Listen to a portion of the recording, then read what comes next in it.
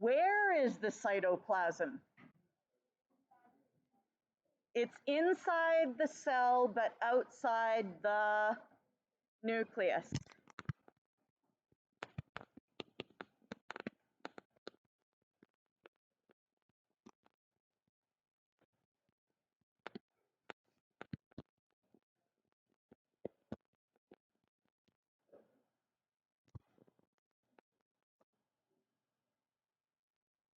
Is good? And it's just sort of like it's just water and chemicals, and there's things in it called microtubules, but I don't want to go into the composition of it, because other than it sort of being a soupy area for other organelles to float in, you don't really need to know much more about it at this level. So you can just think it's the area inside the cell, but outside the nucleus. Now, if you remember last day, we had in the cell, what is this long sort of stringy stuff that we see in there? This is on page 19, all of this stuff here. That is DNA, and it's super, is it long or is it short?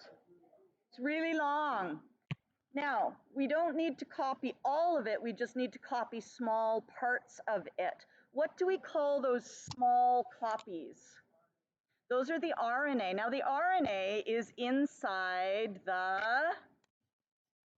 nucleus. Yes? Where are the amino acids?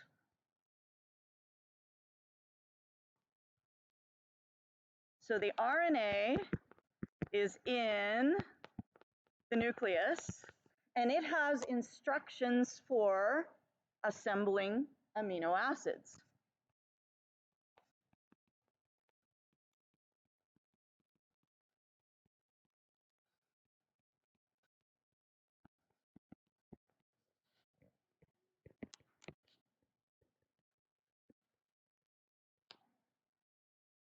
Okay? Where are the amino acids? The amino acids are in the cytoplasm.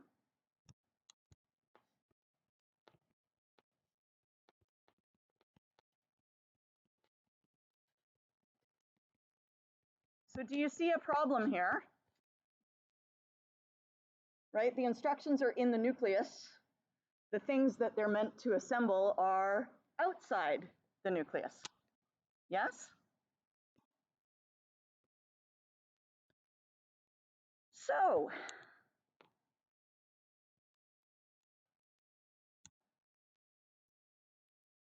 how does it get the message out? Well, the nucleus has little holes in its membrane. So a nuclear pore is a small hole in the nuclear membrane.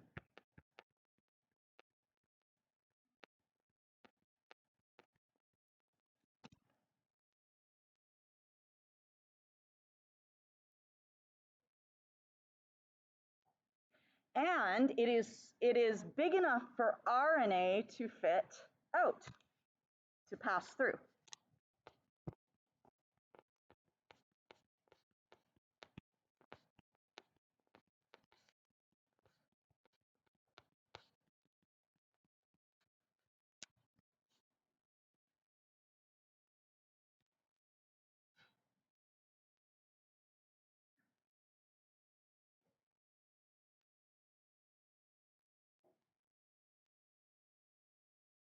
So the RNA molecules' small shape and size, because they're not like the DNA is really big.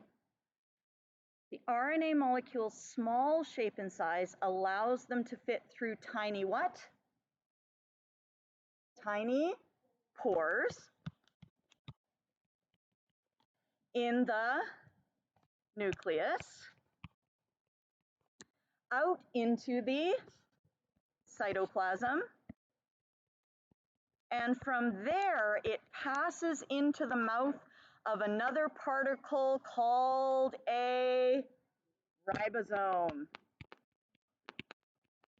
And here is a ribosome. We are out in the cytoplasm.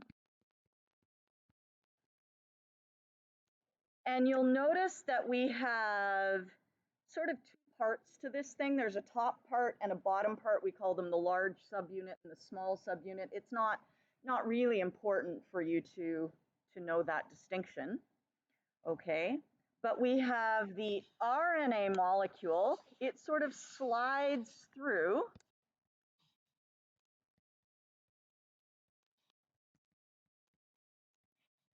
the ribosome.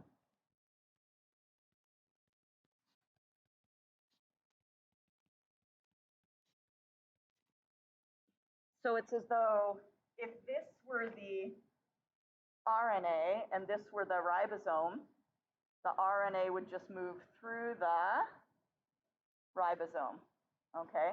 And it will start building a protein as it goes. So ribosomes, what do they do? What is their job? They make proteins. They are protein building machines. They read the RNA code 3 letters at a time. They suck amino acids out of the surroundings and then stick them together in a chain according to the genetic code. So do you see up there, we've got that amino acid chain is forming at the top of the ribosome? Yeah, and it's just going to get bigger and bigger and bigger as we add more and more amino acids, okay?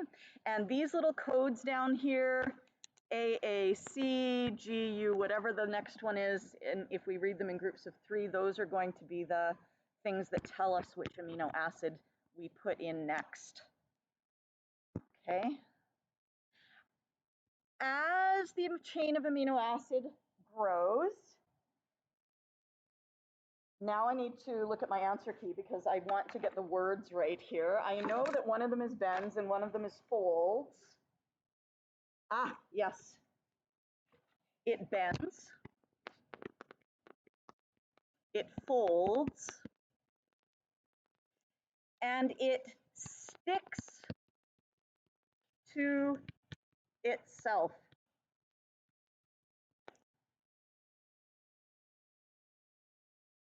Okay, so here you can see we have the bending and folding, right, as it gets bigger and bigger. And it's kind of, you see how in the middle it's kind of clumping together and getting stuck? Yes? Oh yeah, for sure. Sorry. There we go.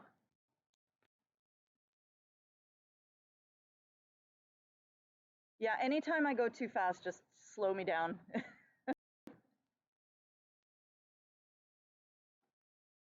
After 4 years at university, I became a very, very fast writer because they go very, very quickly in the lectures. So I was like, ah! So I learned to write very fast, and sometimes I need to be told, slow down. Not everybody needs to write that quickly.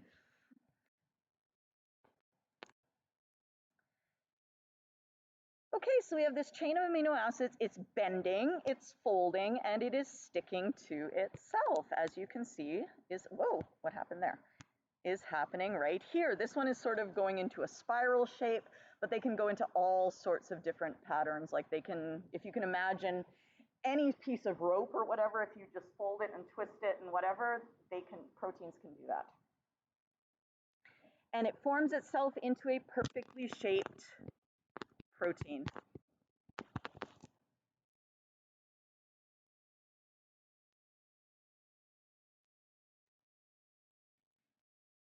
Every how many letters? 3. 3 letters of the RNA code tell the ribosome which of the, now do you remember how many different amino acids there are? There's 20. If you don't remember that number, it's not a big deal. This number is really important. This number is not as important.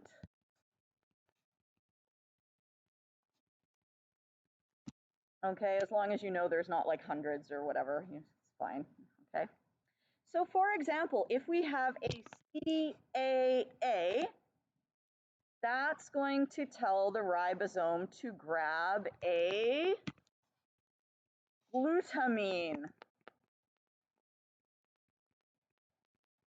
Do you need to know that CAA makes it grab a glutamine? No. Okay, you do not need to know that. Even in grade 12, when they have you read the code and figure out which amino acids go in which, you get a chart that you can read and say, oh, CAA means glutamine. Okay, so you never, I won't say you never have to memorize it, because I don't know, sometimes people do weird things in uni, but I never had to memorize them. There was always a nice chart you could follow, okay? Sort of like your polyatomic ion chart, right? No need to memorize it. Now, if we have AGU, that tells us something else entirely. AGU tells us we want a serine. Remember that INE ending in an amino acid is pronounced ene.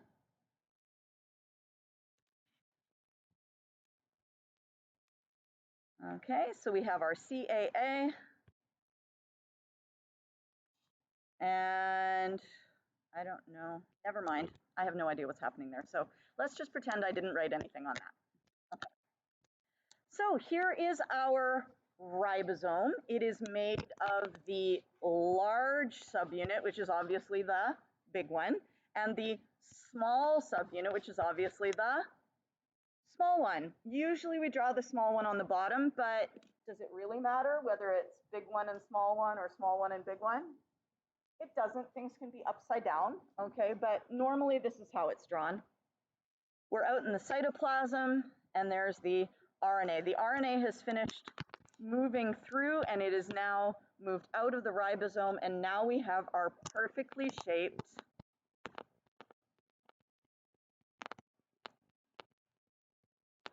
protein, because all the amino acids are in the perfect order. And who told them the order? The RNA told them the order.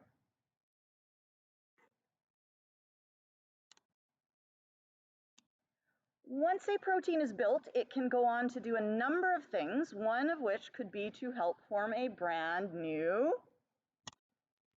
cell. Okay, and there's a cell. You can see there's a whole bunch of cells, and we'll be getting, if you're doing the enriched stuff, you'll actually be learning about cell division and how that process takes place. If you're not doing it, we probably won't have time to get to that this year. Okay. Now, here's a recap. DNA is a molecular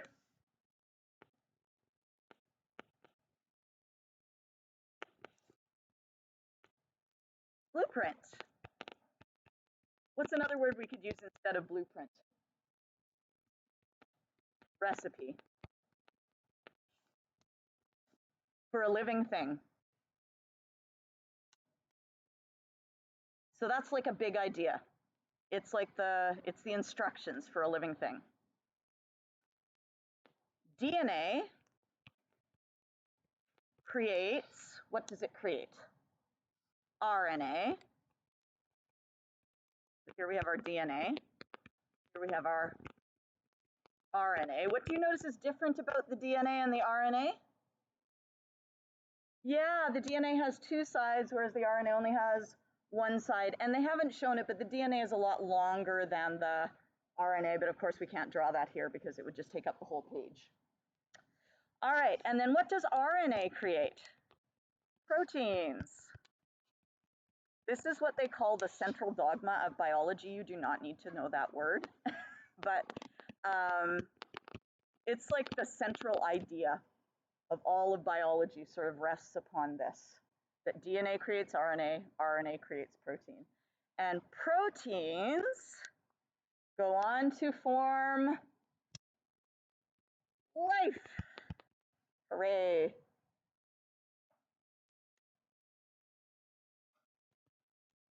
And I think that's it for this. Oh, no, we got a little more stuff here. So we're going to introduce some words here. However, they will come back again later. So if you don't quite get them this first time, it's okay. So here we have some words over on the right. The first word is synthesis. Have you guys ever heard of a synthesizer? Like for music? Okay, it's one of those like electronic keyboards.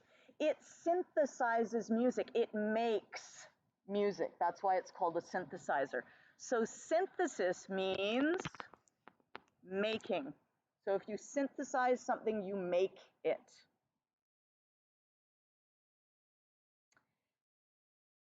mRNA, there's actually 3 kinds of RNA. This one we're looking at today is called mRNA. And it is called messenger RNA. The M is for messenger. Why do you think that messenger RNA, which is the one that we get a copy of the DNA, it makes a partial copy, and it takes the instructions out into the cytoplasm for the ribosome to read? Why do you think it's called messenger RNA? Yeah. Because it's sending the message, it's taking the message from the nucleus and out into the cytoplasm, okay? Almost like an email or something, okay? Like I said, these words are just being introduced today. We will see them in more detail later. Transcription. And you don't need to know its abbreviation, but if you're planning on taking biology 12, it's nice to have the abbreviation TXN because we write it very, very often in biology 12, and it is nice to not have to write out the whole word. What does script mean? Script.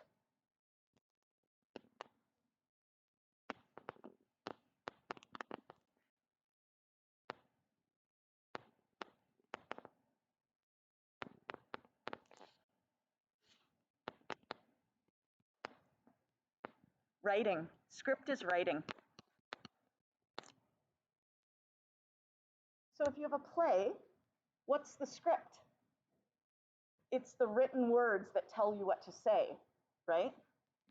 And yeah, so transcription means we are writing part of the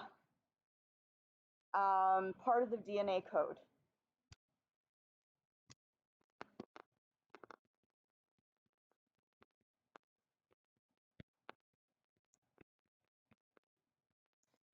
And the trans part is because we're transforming it into an RNA code.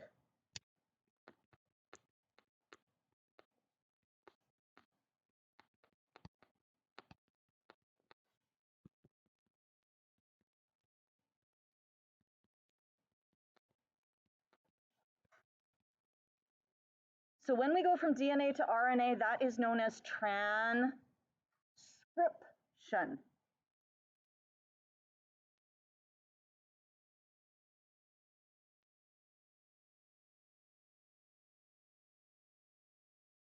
So if we were to go back onto our previous page, and don't worry, I'll come back to this so you can finish writing here. If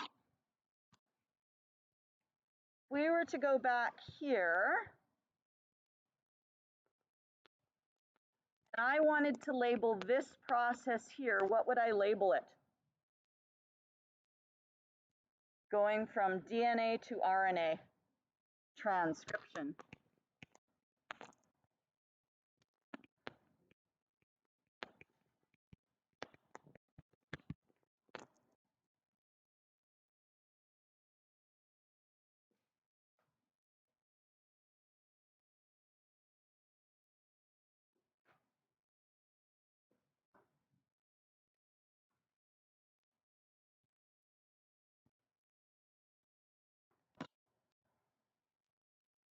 So that's part 1. DNA goes to RNA. What's part 2? RNA goes to protein. Yeah, and so RNA goes to protein. It's another trans thing. We're now transforming the RNA code into a protein. So we're taking translation, we're turning the genetic code into a protein code.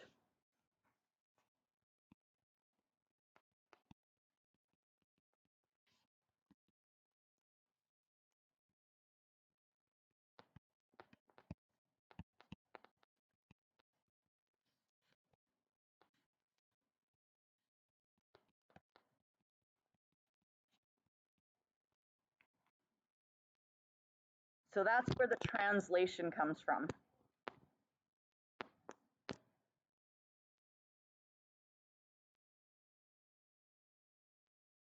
So basically, the ribosome goes along and it reads the mRNA code and it assembles the amino acids into a chain.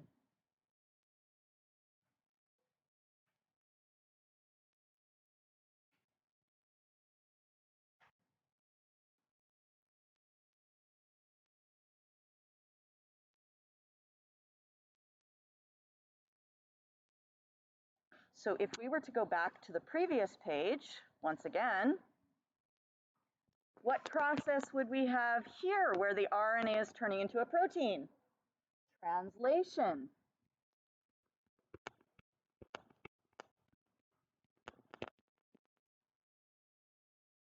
Maybe I'll make this bigger.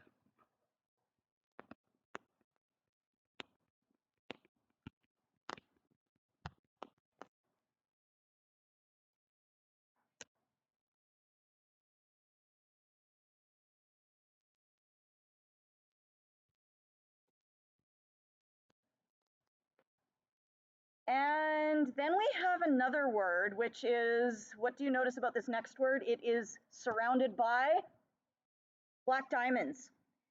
The polypeptide, what does poly mean? Poly means many, and peptide is just things to do with proteins, so it really means kind of many amino acids.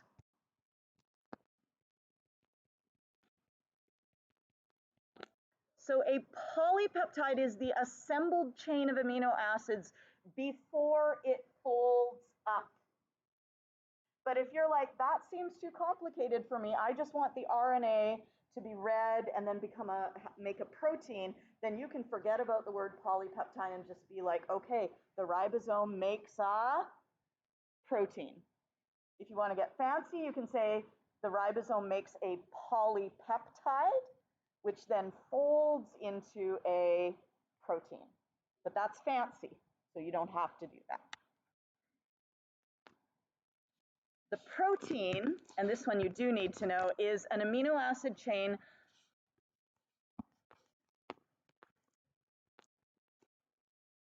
and it has folded up into its special shape. There we go. Okie dokie. Is good.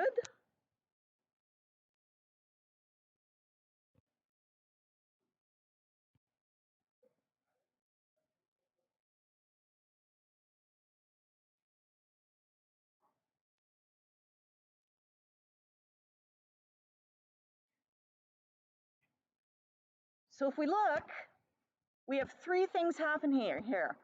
One, we have the synthesis of the mRNA. What does M stand for?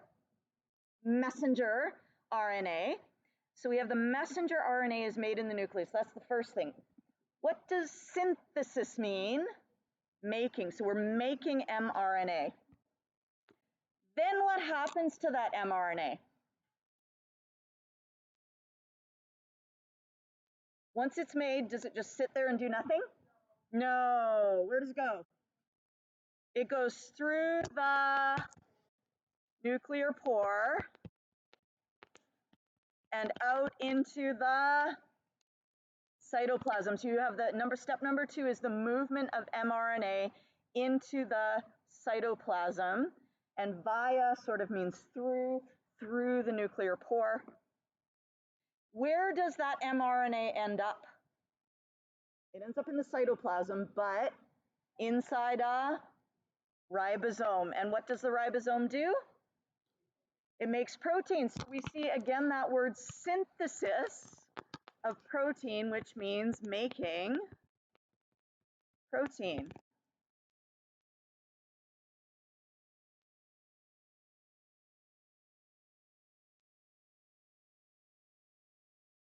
So what is the word that we would use for step 3? There's a special word that we just learned. Translation.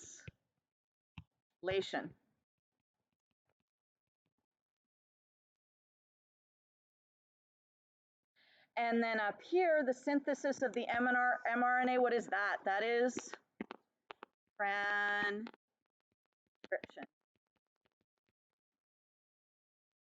So we have transcription, and then the movement of the RNA out of the nucleus, and then we have translation, where the ribosome reads the mRNA and it makes the protein. Okay? Have I moved it up too quickly? Do you guys want that down there? No. There we are. Oh, don't jump around. There we go.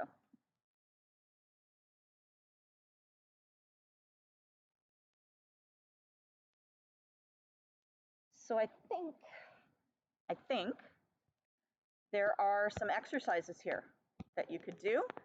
What are you going to do with the black diamond ones? Do them if you want to do the enriched stuff. Don't do them if you don't. Okay, but everything else you should do.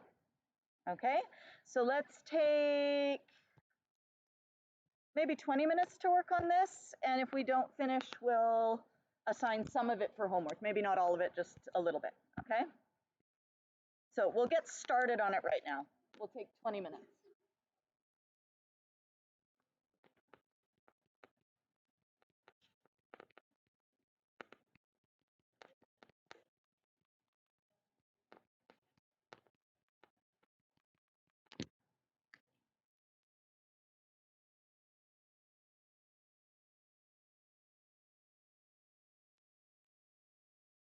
So if it has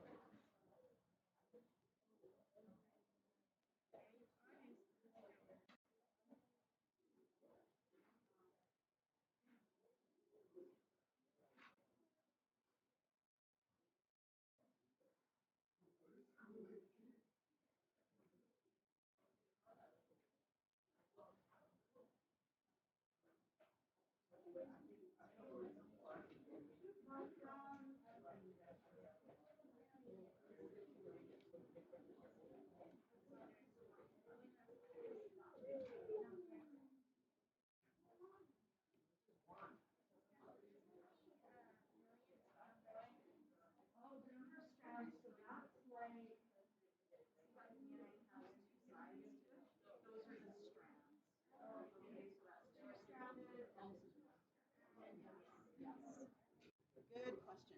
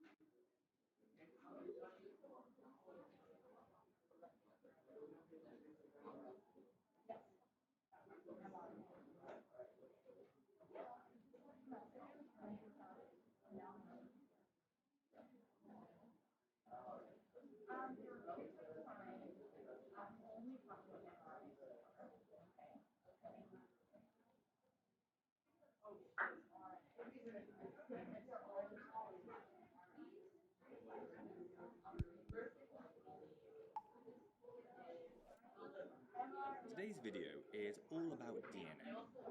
So we're going to run through the structure of DNA with a focus on nucleotides and complementary base pairing. And at the end, we're going to briefly go through how a gene can code for a protein. The first thing to understand about DNA is that it's made from two strands that are wrapped around each other in this twisting shape that we call a double helix. To understand the rest of the structure though, let's take just one of these strands and then show it as a 2D diagram, as though it's been untwisted and laid out flat. So we're now looking at this section here of the original strand. Now hopefully you can see that DNA is actually a polymer, because it's made up of lots of these tiny little units called monomers. With DNA, we call each monomer a nucleotide. And if we look at the nucleotide in more detail, we can see each one is actually made up of 3 different parts. At the top, we've got a phosphate, which is connected to a sugar, and then on the side, we have a base. Importantly, every nucleotide has exactly the same phosphate and sugar. But when it comes to bases, there are 4 different types, namely A, T, C, or G, which stand for adenine, thymine, cytosine, and guanine. And this means that there are effectively 4 different nucleotides So in DNA. now One type for each of we the 4 are different going bases. to watch a video, but just like the last If you one, take a look at these 2 nucleotides we're here, going to watch we can it see how they've without combined together to form a trying to polymer. write stuff down because that's stressful. Basically, the Yes? phosphate of one We're just going to nucleotide watch it bonds to the and sugar try and of the next absorb it. There will be nucleotide. new words. And this They process might then fly keeps over your repeating head. That's for okay. thousands of Don't worry. We'll nucleotides, slow down and we will so learn that the them sugars and as phosphates we go. form one Okay? long chain, Huh? which we call a This is sugar-phosphate bond. page And if you 5.2b29. look back at our full So it is DNA on page molecule over on 29, the but don't left, desperately the try and like read sugar-phosphate or keep up backbone or anything is like this that. outside part. You can feel to just So watch it's effectively and forming a enjoy protective and get outer the whole casing overall around feel those of it, bases in the middle. the gestalt of it all, if you like that word, which I do because I'm a big word nerd. Oh, we need some sound and we need some captions. So we're going to run through the structure Sound. of DNA with a focus on nucleotides and complementary base pairing. Not that. And at the end, Pause. Captions. There we go. Bigger. Bigger. Okay. Play.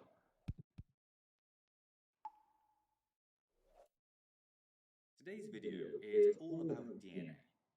And it's looking really fuzzy. So we are going to see if we can change the setting and make it better.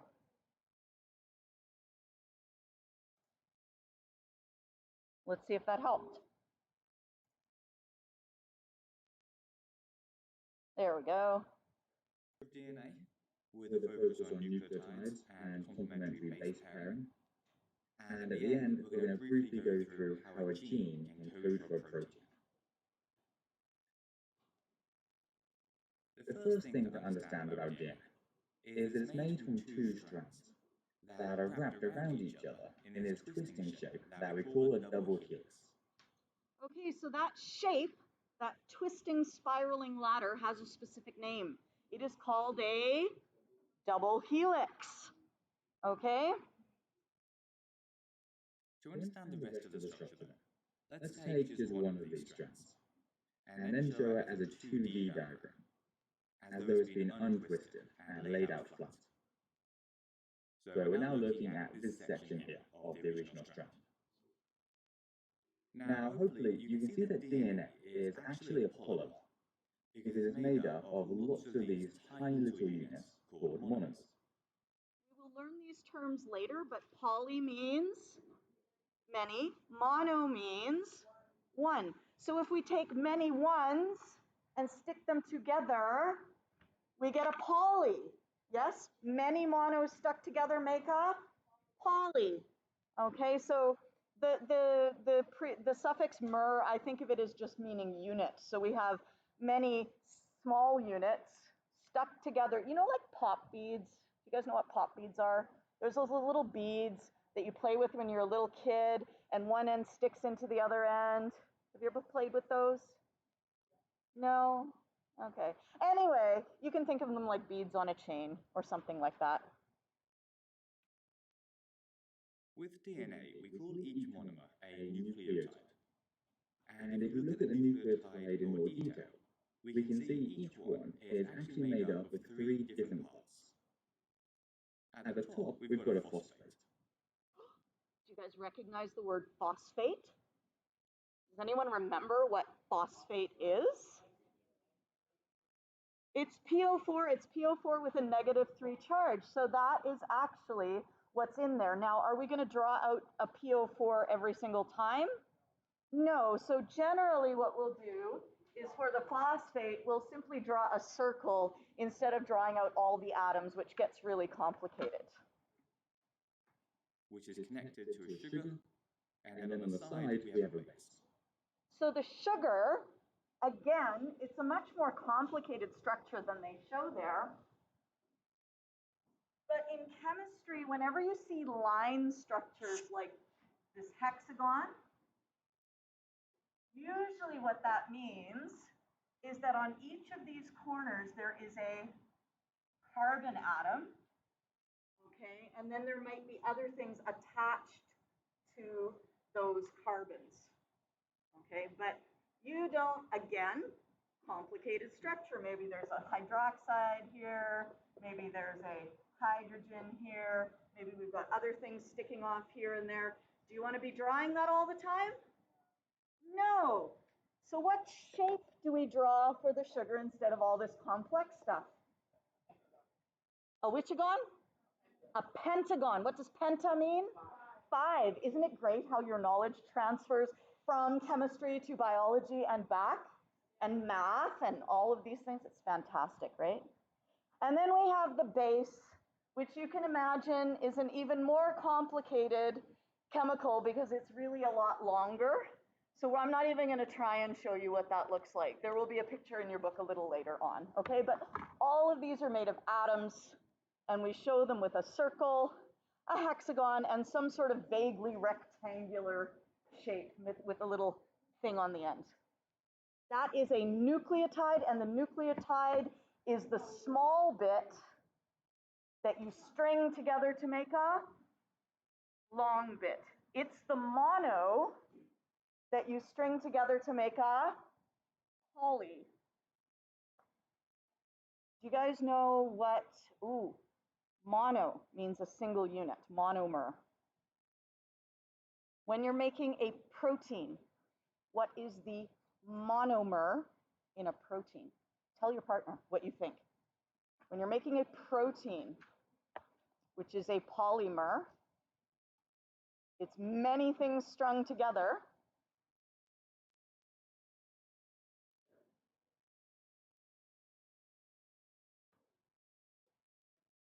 It's a little tricky.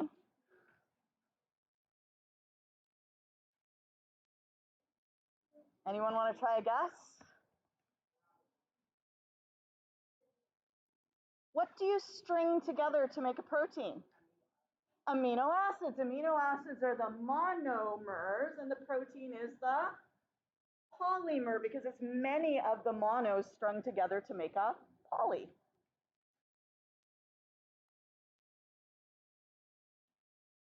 Importantly, every nucleotide has exactly the same phosphate and sugar. But when it comes to bases, there are 4 different types. What are those 4 different types of bases? Can you remember? Just the letters. A, T, G, and C. A, T, G, C. So the bases are the parts that are the A's, C's, D's, and T's. And these phosphates and sugars make up the side of the ladder. Yeah?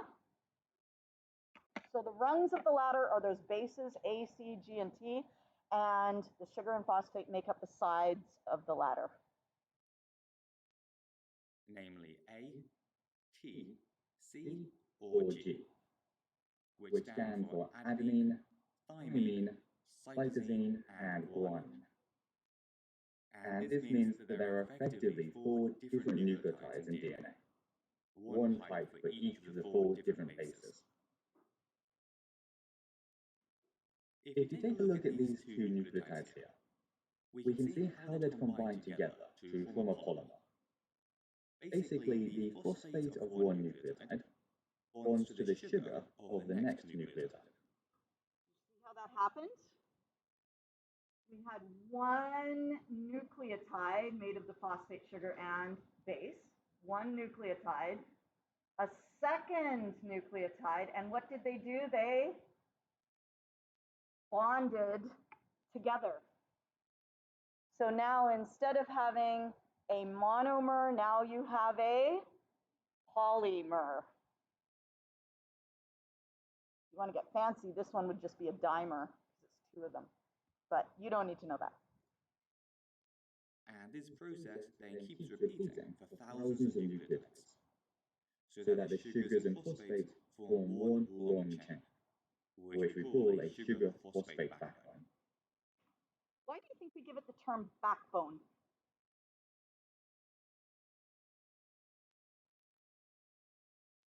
Yeah, it's like the spine of the molecule. It sort of holds that molecule all together, right? If you didn't have that, these guys wouldn't be attached to each other, right? So it's like it forms the backbone of the molecule, the spine of the molecule. And if we look back at our full DNA molecule over on the left, the sugar-phosphate backbone is this outside part. So it's effectively forming a protective outer casing around those bases in the middle. Okay, so the sugar-phosphate backbone, I know it's kind of hard to see what they mean by this part, because that in theory that could mean like everything, but if you watch, it's that spiraling gray bit. That's the sugar-phosphate backbone, and there are 2 of them on every molecule because DNA is made of how many strands? 2. There's 2 sides or 2 strands to the DNA molecule. If we look back at our single long chain, though, you can see that all the bases stick out to the side. And these are what hold the 2 strands in the double helix together. If we line up a second strand of DNA facing the opposite way, you can see how the bases could pair up and hold the 2 strands together. Importantly though, only complementary bases can pair to each other. So A always has to pair with T, and C always has to pair with G. So the word complementary, that's with an E, complement.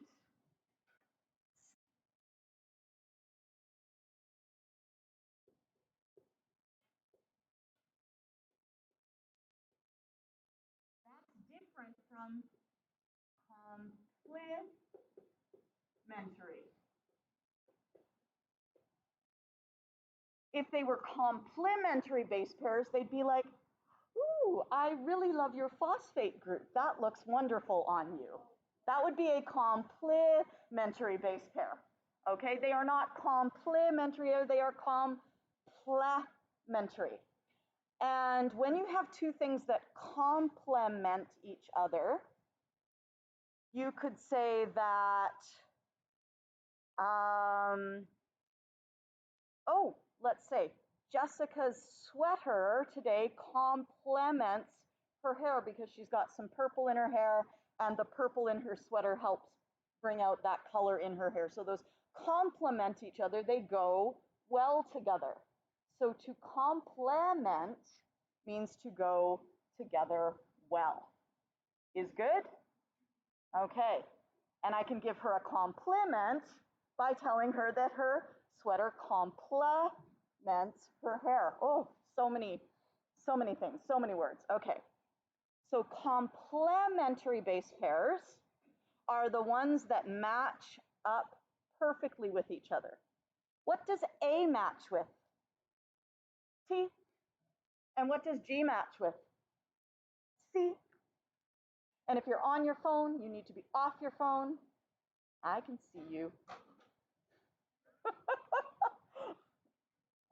All right. And we'll get a close-up on these in a little bit so you can see how the shapes actually match each other. So it would be impossible for an A to go with a C or a T to go with a G. We call this concept complementary base pairing, and it allows us to figure out what the complementary sequence of a strand will be. For example, if we have a strand of DNA that reads A, G, T, G, C, T, T, A, C. Now, hold on for this, because I'm going to write this on the board. And I'm also going to tell you a little mnemonic device and see if this actually comes from the Amoeba Sisters. Okay, so we might have a tree. Okay, and this is an apple tree. The apple goes in the tree. Don't worry, this will actually come up later on. You don't have to write this down, it's in your book already. But the apple goes in the tree. So A pairs with T. Where does the car go? It goes in the garage. Oh, C, car, goes in the G, garage. I'm not even going to try and draw that one because my cars usually end up looking really, really bad, okay? There are lovely little pictures later on in your book. So if we wanted to draw the complementary sequence, can you predict what would go with A? T. So when we have the other strand, now we've turned their strand, it's not upright, it's now sideways. This is going to go with a T, this is going to go with a C.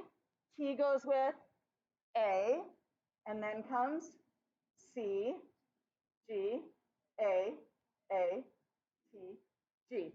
Easy enough, yes? Apples go in the tree, cars go in the garage. Yes?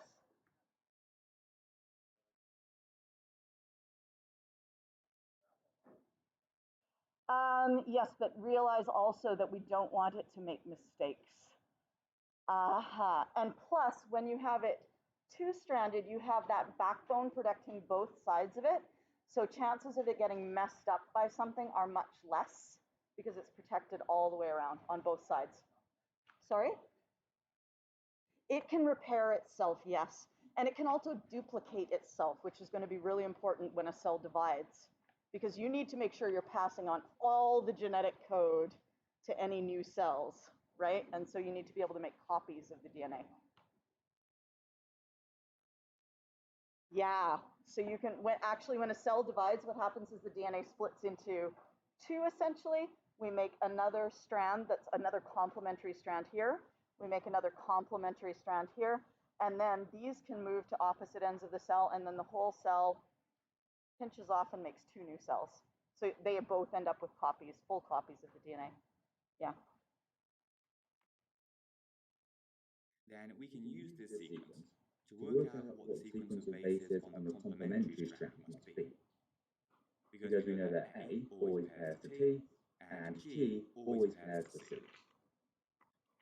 So we know that the first base on our complementary strand must be a T, because that's complementary to the A. Then the second base must be a C, because that's complementary to G. Then the third must be an A, then C, then G, and so on. As a last point, whenever you hear the term genetic code, it's the sequence of bases that they're talking about. And a gene is just a particular sequence of bases that codes for a particular protein. Okay, so you remember how the RNA only copies a small section of the DNA? That small section of the DNA is called a gene. So we're making a copy of the gene, and then that copy goes out into the nucleus, and then it is read to make a protein. So a gene is the code for a particular protein. Yes? How does it make a copy? There are enzymes, which we'll talk about in a little bit, that assemble the RNA in a complementary sequence to the DNA. Okay? We'll look more in depth as we go. Okay? To do this, each group of 3 bases is called a triplet and codes for a specific amino acid.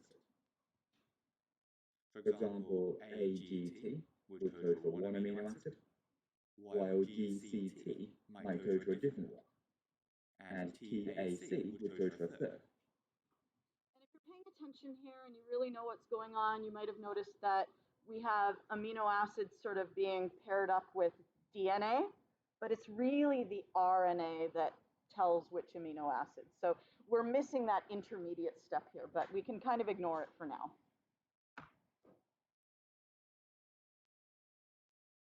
To understand how this helps us code for a protein. Yes. Yeah.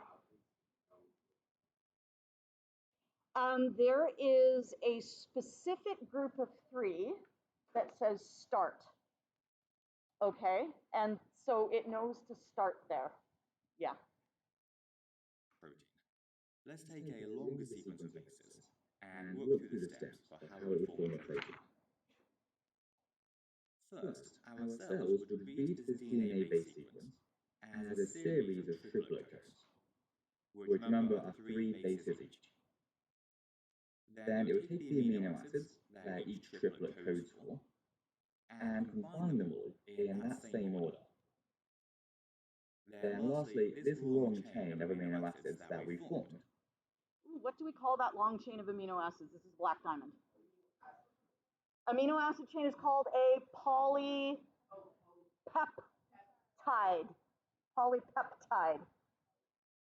Have you guys heard of pepsid AC? Like the pepsid, like the digestive, like the stuff that prevents like antacid? It's because, yeah, Pepto-Bismol. That's because in your stomach, the acid in your stomach actually helps chop up the proteins, the peptides. So when you have Pepto-Bismol, it's sort of calming down the acid in your stomach that breaks down those peptide chains. So that's where that comes from. Will fold up all by itself and form a protein. Now, the important thing about proteins is that because each type is made from a different sequence of amino acids, each type will have a unique shape, which allows it to carry out a particular function. So within each of our cells, we have loads of different proteins that carry out loads of different things. The main uses of proteins, though, are in enzymes, which act as biological catalysts. Okay, so a catalyst. Catalysts make a reaction go faster. So if you were to eat a hamburger and you didn't have any enzymes, there are digestive enzymes. Have you heard of that? Digestive enzymes? Okay. In your digestive tract, in your stomach, and in your small intestine, there are digestive enzymes. They're little chemicals made of protein, and they basically chop up different types of food. There's one that chops up proteins, there's one that chops up carbohydrates like sugars and starches and things like that, and there's some that chop up fats. Okay, so there's different enzymes whose job it is to chop up all your food. Now, eventually, if you were to leave the food sitting around for long enough, it might break down on its own. But it would take a long, long time, perhaps thousands of years. Would you like to wait thousands of years to digest your hamburger? No. And if you're a vegetarian, would you like to wait thousands of years to digest your lentil curry? No. Okay, so basically, these catalysts, Good morning, Birdie Mountain. all at random times. This week, the racial equity and cultural heritage month is going to be sharing other information about different cultural events that take place in December. Today's event is Hanukkah, which takes place from December 18th to the 26th. Hanukkah is a Jewish tradition that commemorates the Jewish people's rededication to the Second Temple in Jerusalem. Thank you. Okay, so where were we? Catalyst makes the reaction go faster. So it's these little chemicals that help chop up your food. Enzymes do all sorts of things though. If you need a job done in your body, a lot of the time it's going to be an enzyme that actually does the job. Okay? So that's what enzymes are. They make any sort of chemical reaction go faster, and enzymes are the catalysts that are in biological systems like you and me and plants and animals and all those sorts of things. To speed up the rate of chemical reactions. Hormones, which carry messages around the body. Okay, so proteins can be enzymes. They can also be hormones. You guys have heard of hormones, okay? There's all kinds of hormones, not just the teenage hormones that everyone talks about, whatever that is, okay? But everybody has hormones all the time. There's the thyroid hormone that basically controls your metabolism. Yes? So my mother-in-law actually had a condition called hyperthyroidism. Her thyroid produced too much thyroid hormone, and it gave her metabolism. It was too high. So she was always hot, and she always was like, you had so much nervous energy and moved really quickly and all that sort of thing. And it made her anxious and all sorts of things like that. She went to the doctor, and they diagnosed her with hyperthyroidism, too much thyroid hormone. And so what they do if you have that, they actually radiate some of your thyroid to kill off part of it so it doesn't produce as much. But it's not an exact science. So often they'll end up killing off too much of it. And if that happens, then you need to take a thyroid supplement. So they will actually provide you with synthetic thyroid hormone that you take as a pill. And that's actually what happened to her. So she went from having too much thyroid hormone to not enough thyroid hormone. And what is a hormone? It is a type of protein. Testosterone is a type of protein. Is it? Or is it a different kind of hormone? Anyway, a lot of hormones are made of proteins. And structural proteins, which add strength to our cells and tissues. So your fingernails, keratin, protein. Your hair, keratin, protein. Your muscles are made of protein. That's why you get so much protein from eating animal muscles, which are known as meat.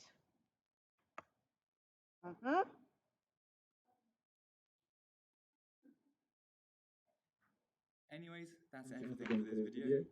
So I hope that made some sense and helped. And we'll see you. Alrighty, so your homework I would like you to finish, would it be reasonable to finish up to question 15 on page 27? Would that be reasonable? So number 1, pages 25 to 27, numbers 1 through 15. Does that sound reasonable? Yes? Has anyone completed that already? Not quite? A few of you have though. Okay, perfect. Okay. If you want to work ahead, of course, you can keep working. I'll write that up here and I will also put it on Teams.